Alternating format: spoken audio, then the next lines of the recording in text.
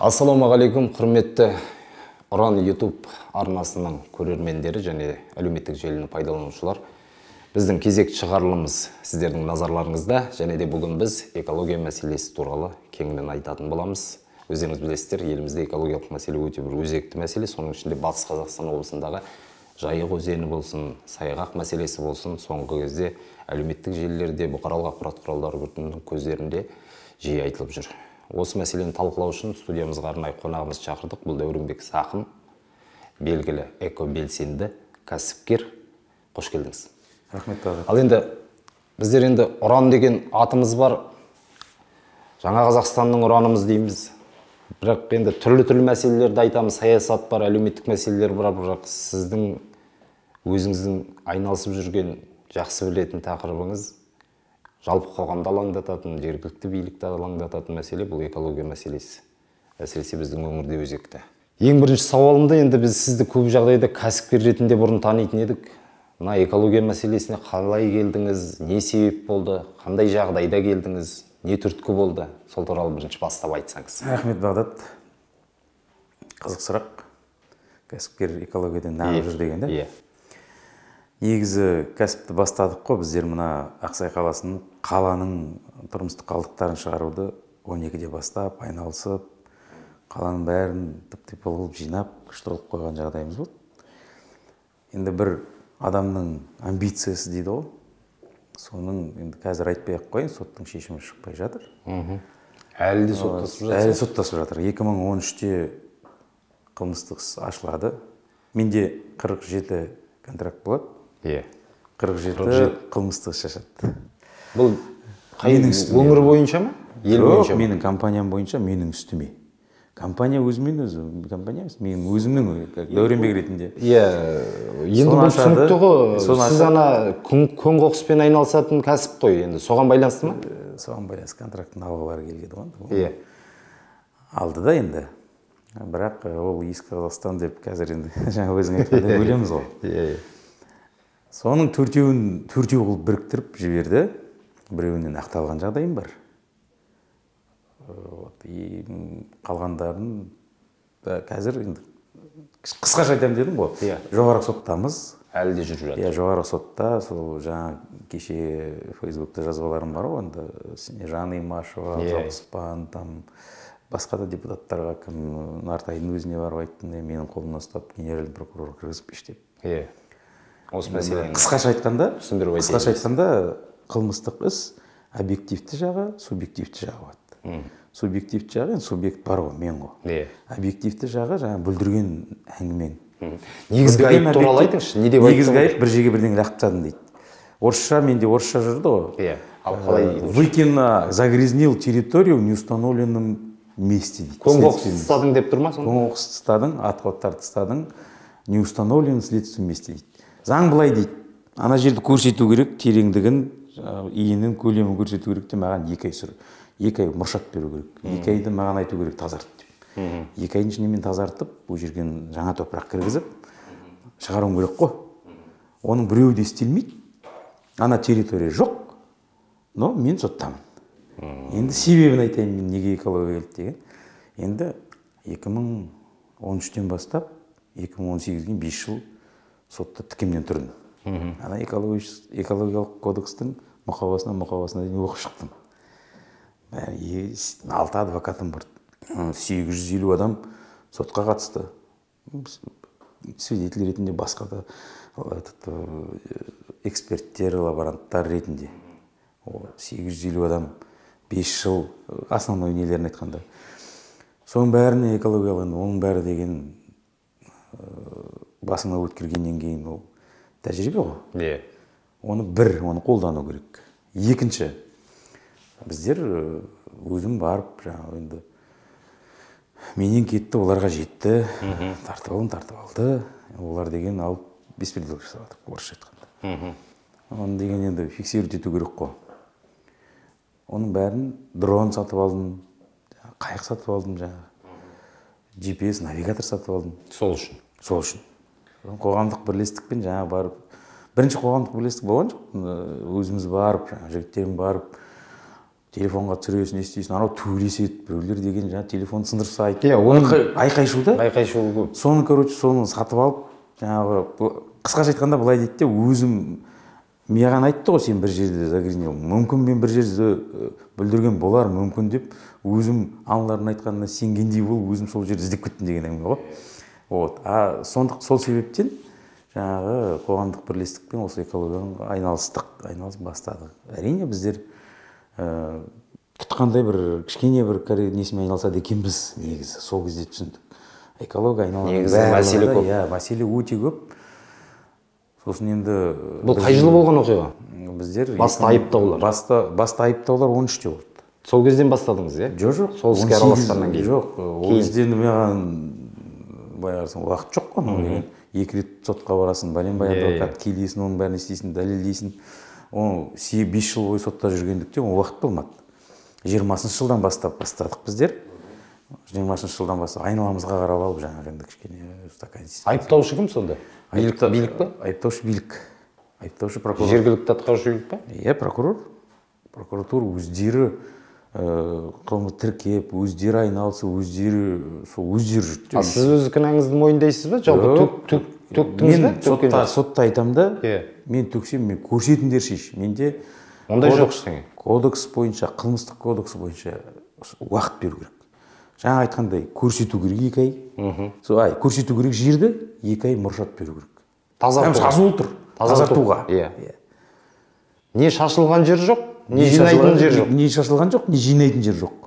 Сонда? Солны айқайлап шықтым. 5 жыл бойы айқайлап шықтым.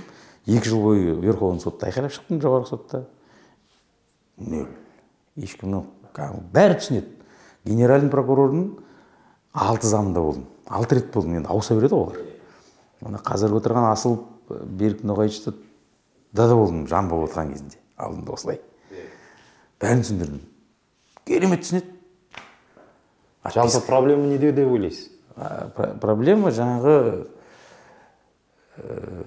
бірдеңе шығып кеткеннен кейін сол көңіл бөлуде ғой. Өздерінің әркім өзінің түсінігі бойынша өзінің секторы бар. Бастадың екен, тастамай жегі-жегісіне дейін жеткізіп айыптау керек қалайды деген сияқты. Солай ма? Иә, бастадым. Жақсы.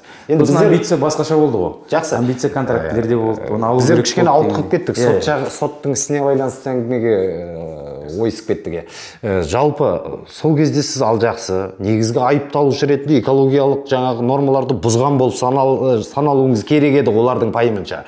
Ал сол алдыда сізді керісінше экологиялық мәселеге атсалысып, араласып кетуге себепші болды. Солай ма? Өздері үйретті, иә. Былай қарасаң, соттың үстінде тұрғызып қойып. Ал енді содан кейін қандай мәселелер көтердіңіз? Ірі деген экологиялық. Ірі деген мәселелердің бәріне араласып келе жатырмыз ғой, негізгілеріне. Жайық. Біздер жайық, иә. Кеше айтылған не бар, біздің негізгі бағытымыз сол жақта. Біздер айтамыз, мысалы Ресейден су келеді дейді да. Біздің өзің Орынборда болып жүрген барсын. Орынборға барғанда, мысалы жайықтың жағдайын көресің. Онда да су жоқ. Енді жайықтың өзі не?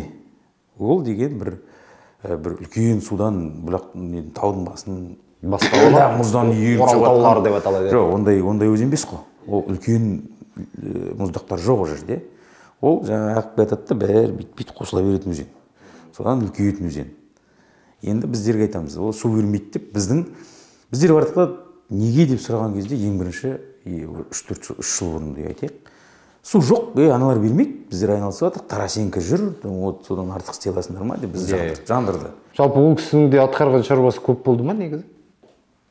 Қайықпен жүзетінін білеміз енді. Атқарған шаруасын енді өзінің несінде ғой, өзінің мойнында ғой, біздер оған не дейміз? Бірдеңе істеген болар мүмкін. Оны енді ол кісі бізге экобелсенді ретінде сол жайықтың мәселесін көтеріп жүр ма? Жалпы көтеріп жүрген білеміз. Жалпы шешім бар ма?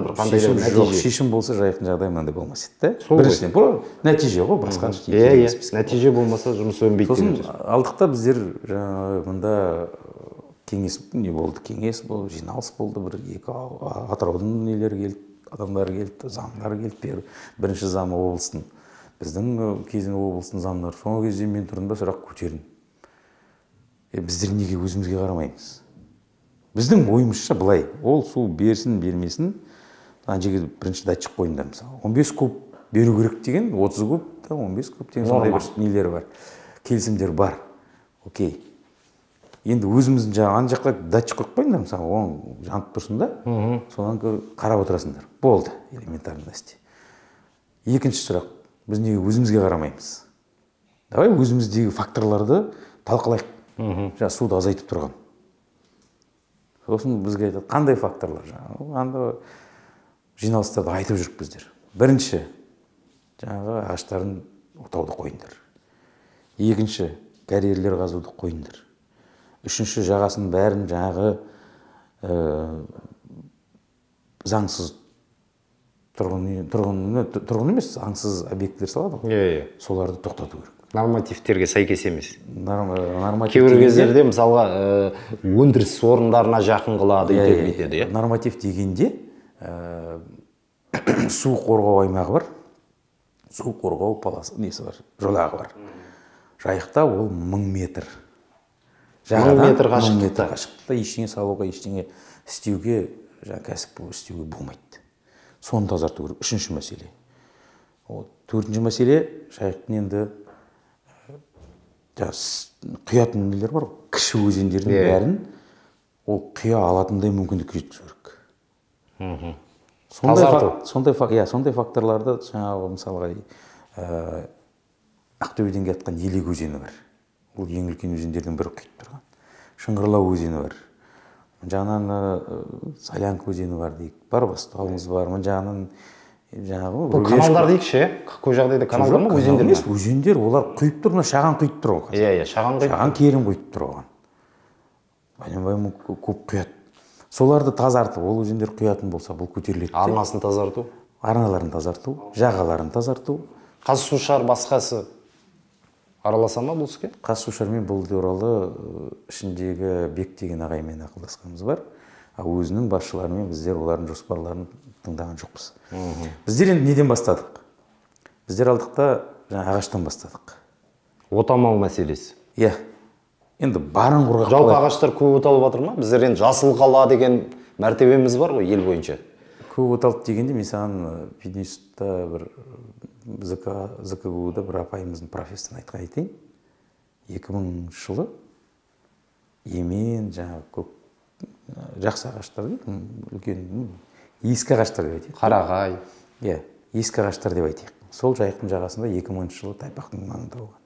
Тайпақтың тұсында болған. Жайықтың бойымен. Несі? Соңғы ағаш. Содан кейін 2010 жылы Шабайдың қасына келіпті. 2020 жылы уже үлкен шағанға жақындайды. Әр жағы жоқ болды уже. Енді 2025-30-дарда Оралдың қасына келіпті, круглый жер. Бәрі оты алып, жанып кетеді. Жоқ, ағаштар келе жатыр ма, әлде? Жоқ, құрғақшылық келетір. Құрып жатыр ағаш? Құрып жатыр, Негізі бұрын жайықтың бойын түгелдей сол ағаштар болған? Индерға дейін ағаш болған бұл. Бұл енді өзіңіз ойлап қараңыз, 10 жыл сайын бір 50 километрде 50 километр қуаңшылықтың өзі жақындап келе жатуы мүмкін дейсіз ғой. Себебі мына Ақжайықтан ары қарай асып, Тайпақтан ары қарай аса бастаған кезде даланың өзі қуарып, ол бір жағдай климат өзгереді ғой, ол бір. Бірақ климат өзгеруіне деген біздер атсалыспауымыз керек қой. Құрғақшылыққа атсалыспауымыз. Жағдай жасамауымыз керек. Енді қараңыз, биыл енді түрлі ақпараттар бар. 94-ші жылы келген су көлемі келуі мүмкін дейді. Бұл 2011-ге дейінгі болған жаңа тасқын су. Енді болған жағдайда қалай болады? Біздер мысалға сол жақтан көктемде су келген кезде жайық толып, жақсы бір арнасынан асатындай жағдайға жеткен кезде сол суды сақтай алмай қаламыз. Я ағып кетеді, я қоймаларымыз жоқ дұрыс. Қалай ойлайсыз? Ол суды менің ойым сақтап қалу керек. Ол мен енді абсолютно. Жоқ, енді сонымен айналысу керек емес пе? Айналысу керек дегенде айналысып жатыр. Кімдер? Мардымсыз. Мында табиғат қорғау басқармасы бар ғой. Сол айналысып жатыр. Бізге берген ақпарат бойынша мына шлюзді ауыстырамыз, мына каналды тазартамыз, мына алып қаламыз суды деген әңгімені көп айтылады. айтылады, бірақ қашан жасалады? Қанша алып қалып жатқанын біздер енді оны нақтылап жатқанымыз жоқ қазір. Негізі бұрын барлығы совет уақыты кезінде бәрі болған ғой енді. Круглозердің қасында канал жатыр, там ар жағында оларға жүресің, каналдар бар. Кейбір жігіттердің жаңа бір мамандардың айтуы бойынша шлюз салу керек дейді, басқасын салу керек дейді. Сосын оған қарсы шығатындардың пікірі былай: Каспийге су жетпей жатыр деген сөз. Осы жерде Каспийге су жетпей жатыр деген кезде біздер мынандай пікірдеміз де, 100% құятын судың Каспийге 90%-ын Волга құяды, Еділ. Еділ. А Жайықтікі 10% бар. Ол бірінші вариант жауаптың, аналарға жауаптың. Екінші вариант, мына Жаңғала нелерге Сарыөзен, Қараөзен су сатып алады ғой жақта. Су сатып алғанда 5-6 миллиард теңгеге сатып алады жақта. Айбат бауырымыздың көтеріп жүргенін білесіңіз. Сатып алады. Сол жетпейді ғой, үнемі. Ол жетпейді. Біріншіден каналдары жаңағы бармайды, бітеуі тұр барлығы. Не істеу, реттеу керек қой енді.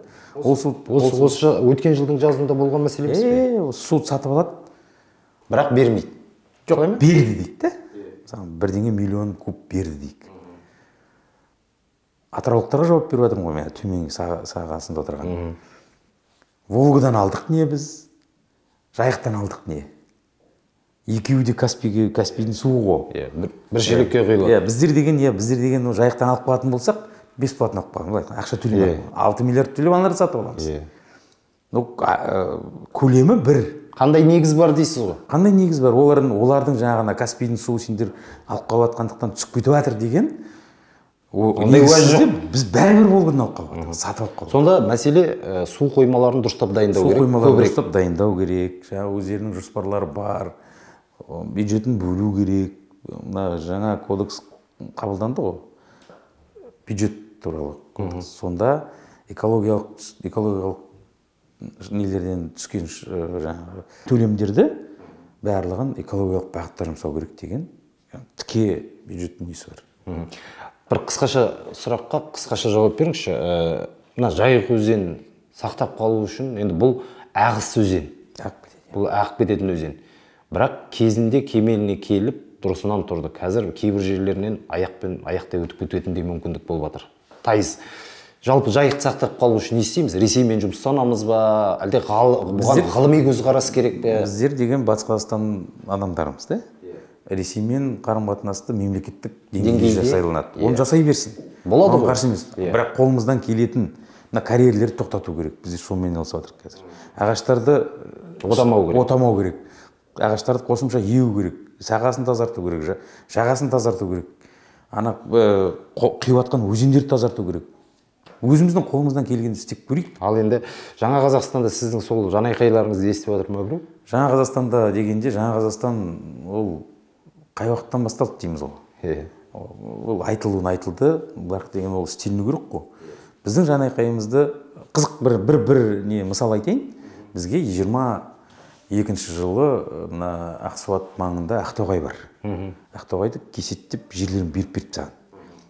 Астынан құмын алады, үстіндегі ағашын кесіп кетті, астынан құмын алады, сатшы береді. Олардың жоспарлары. Енді біздер сол кезде айналысамыз 22-де. Айналысып бәріне шығамыз. Бір-екі министрға барамыз, неге барамыз? Шығамыз. 0 ғой. 20 былтыр 3-те өзіміз айтамыз, сайлауға қатыстық дейміз, сайлау жаңа депутаттар келді. Біздер аламызда мына Абзал Құспанымыз бар. Осы жердің Снежан Имашева бар. Қолдаған дауыс. Соларға барып, өзім барып, тапсырып, бәріне айтып, мынау заңсыз енді ол. Экология дегенде бұл жерде қызық бір не бар да, бір оппозиционер бірдеңе айтады. Экологияда оппозиция жоқ. Ол деген сен ағаш кесіп отқаннан ешкім қолдамайды да.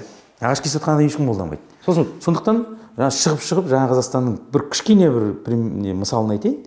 Сол кісілер шығып, Генеральный прокуратураға жазып, облыстың прокуратурасына келіп, Абзал Құспан кіріп, түсіндіріп, бәрін істегеннен кейін көздері ашылып, мынау дұрыс емес екен деп, олар қосылып, жаңағы жердің деген берген қорытынды береді ғой.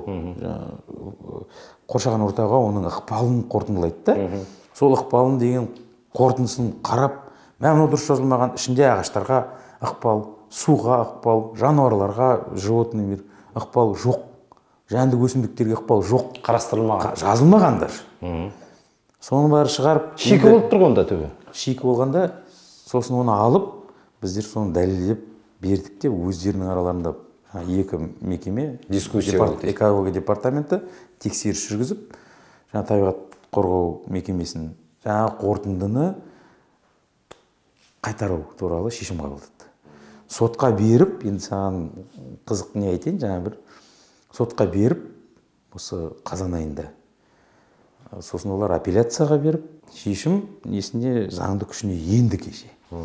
Соны құттықтап жіберуіңізге болады. Осында қысқаша айтып жібергенде 4 компания бүйтіп тұрып алады да, 16-20 гектар жерден 70 шақты гектарды орман ғой. Астында құмын, жаңа посепный елек жол салып жатыр ғой. Соған енді кішкене құрылыс материалы ретінде. Соған бағытталып, жаңа жерді алып, құмын соларға қолданамыз, сатамыз деген бағытта болар, енді ойларын білмеймін. Сол жерлерден карьера алып, жаңағы 70 гектар жер, 1000 жылдық ағаштар, орман, соны кесіп тастап, астында құмын алғылар келіп жатыр.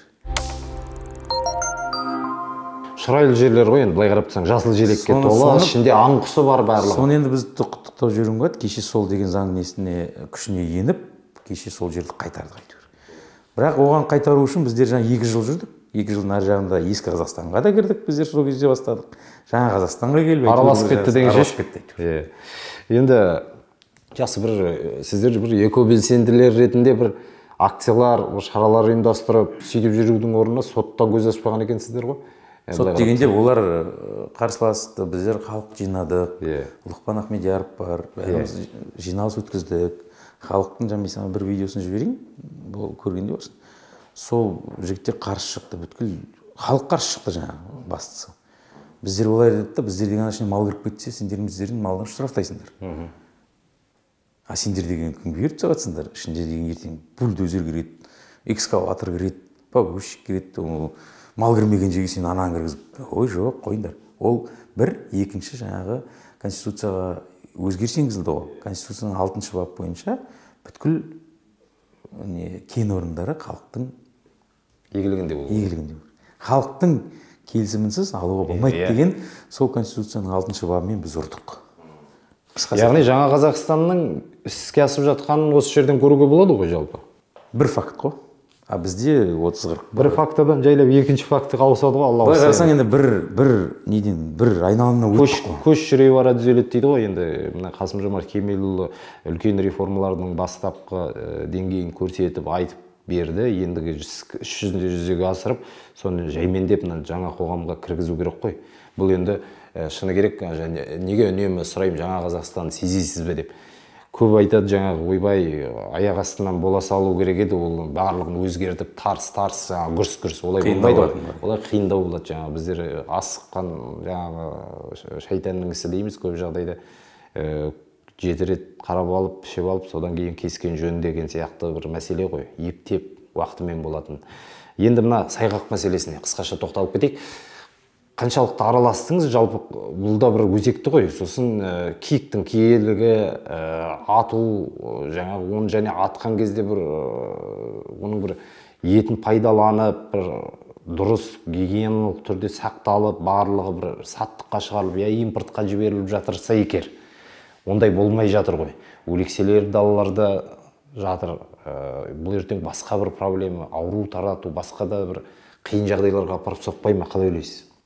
Біздің қоғамдық бірлестіктің, біздің айналамызда белсенділердің менің өзім пікірім атуға болмайды. Өлтіруге болмайды. Министрлардың Мырзакереевпен кездестім, Брекешевпен кездестім, Сүлейменовпен кездестім, жаңа адаммен кездескен жоқпыз, кездесе қойған жоқ.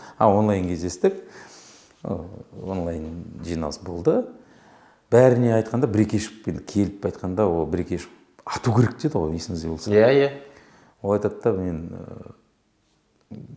орысша айтады да, мен должен был говорить, стрелять, я должен был говорить, изимать, изять деп айтуым керек еді.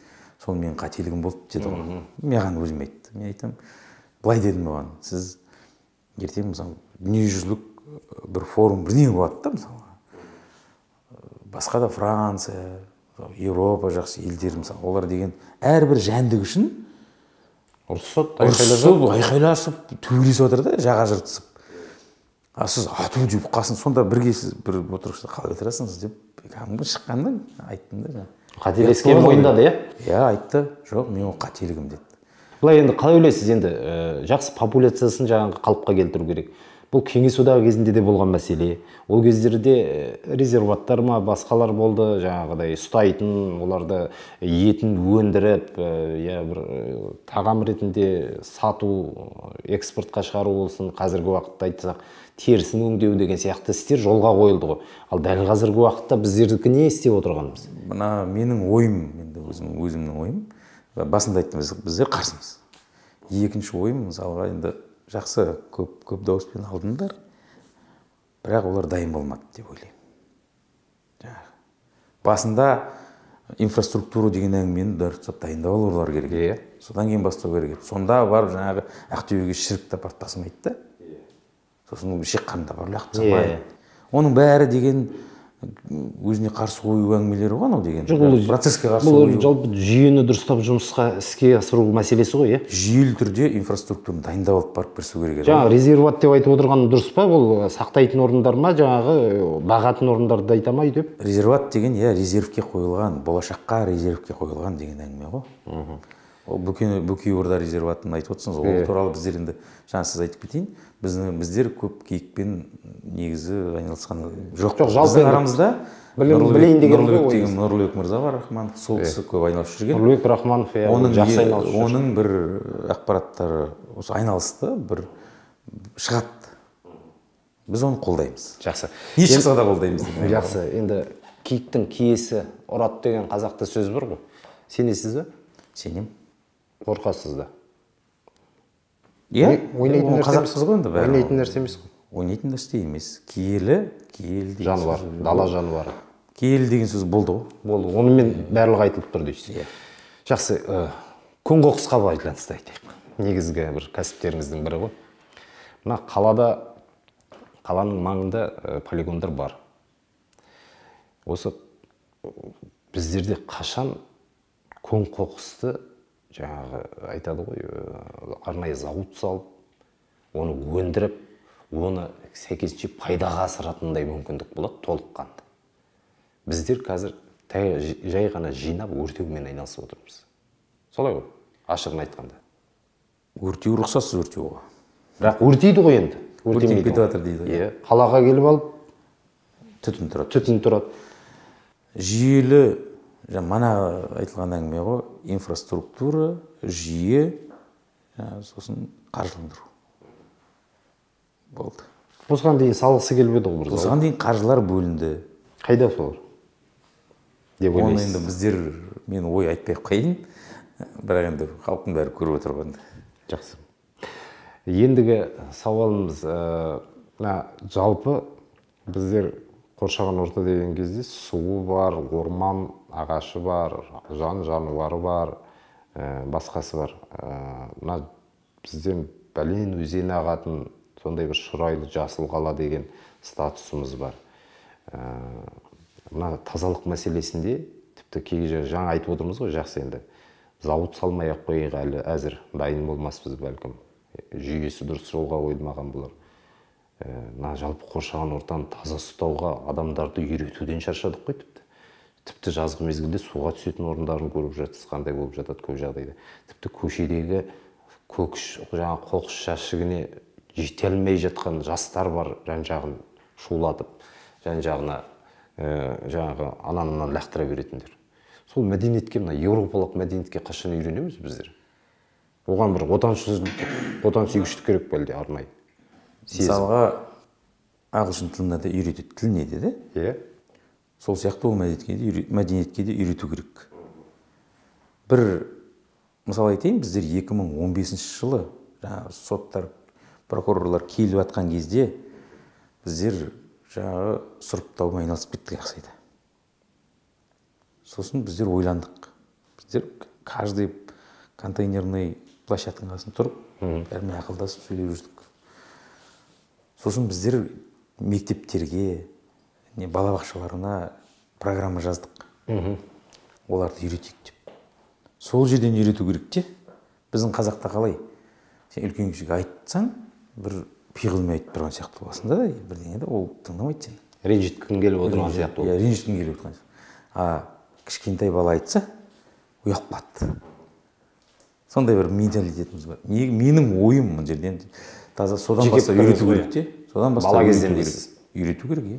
Енді бұл туралы жалпы бұған қатысты бар, ұлтшылдықтар бар. Былай қарап тұрсаңыз, үлкен философия ғой. Осы жерде Санжар Керімбай ағамыз да болды, сол кездерде сұраған кезде жаңа ұлттық менталитет бұл адам бойына қашаннан бастап әлдилеген кезден бастап дейді де, сол жерден бастап мәдениетте үйренілу керек қой жаңа. Сосын неге отансүйгіштіктің осы жерде пайдаға асатынын ғой. Сен мысалға туған жеріңе, жер анаңа жамандық қылғың келмейді, солай ғой. Неге мысалға қазақта аула болған жоқ? Иә. Көршілермен аралас-қаралас, бірінің тамағын бір алып жүре беретін еді, ешкімге ренжімейтін еді. Неге аула болған жоқ? Қазір біздер неге ауланың ішін тазартамыз, ауланың сыртын неге лақтырып тастаймыз? Ауланың ішінде тұрып сыртқа лақтырып жібереміз. Менікі емес ең басты. Менікі емес. Қазақта неге аула болған жоқ? Потому что менікі. Барлығы менікі. Барлығы менікі дейді. Шынында киіз үйдің арасында аула болған жоқ қой шынында. Аула болған жоқ. Менікі деген мына жердің бәрі менікі. Сен өзің жеріңді өзің ластамайсың ғой. Ауланың сырты деген понятие жоқ. Соған бала кезден үйрету керек. Оны үйрету керек, сосын деген жаңағы соны тәрбиелеп айтпаймын істелмей жатқан жоқ деп. Ақша да бөлініп жатыр. Тәрбиелеу деген бағытта ақша бөліп, олар программа жазып бәрін істейді де. Бір бір моменттік істейді.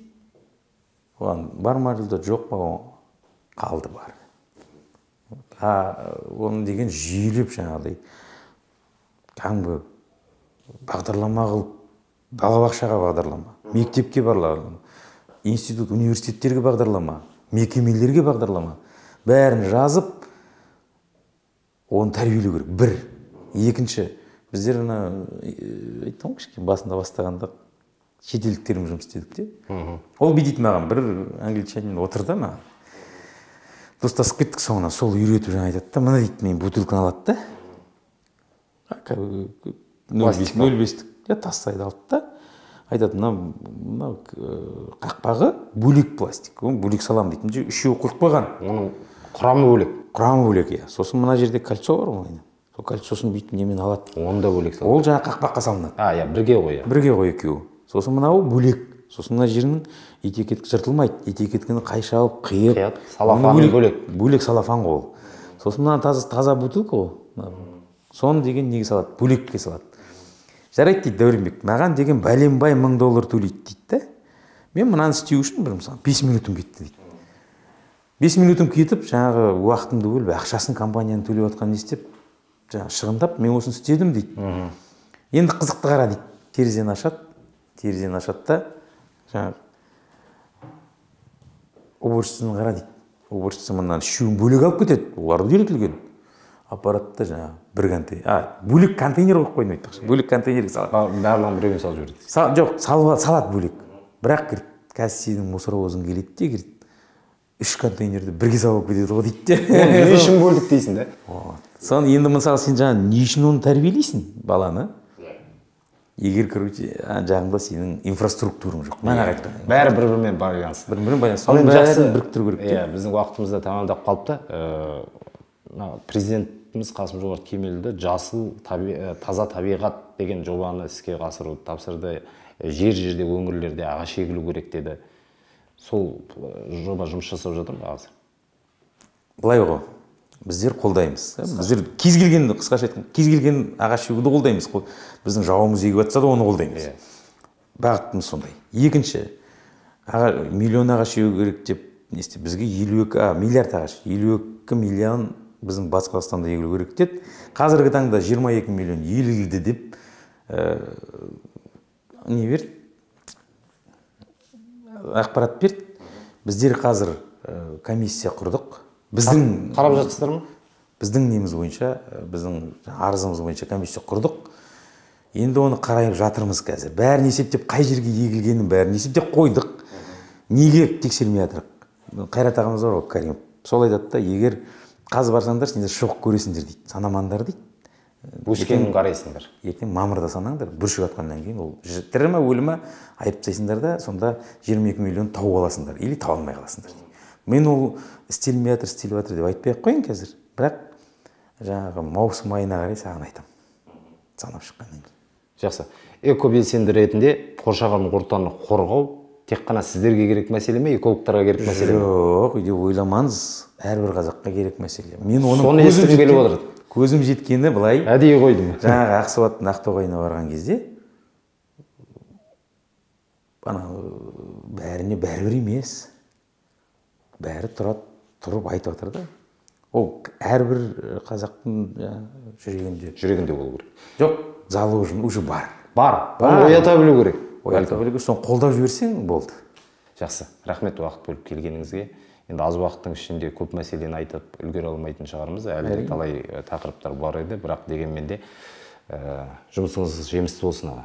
Кәсібіңіз өрге бассын. Ең бастысы кәсібіңізден де жоғары тұрған жұмысыңыз бар. Бұл қоршаған ортаны қорғау ісінде жан салып қызмет етіп жатсыз. Сол үшін біраз қудаланғаныңызды да білеміз.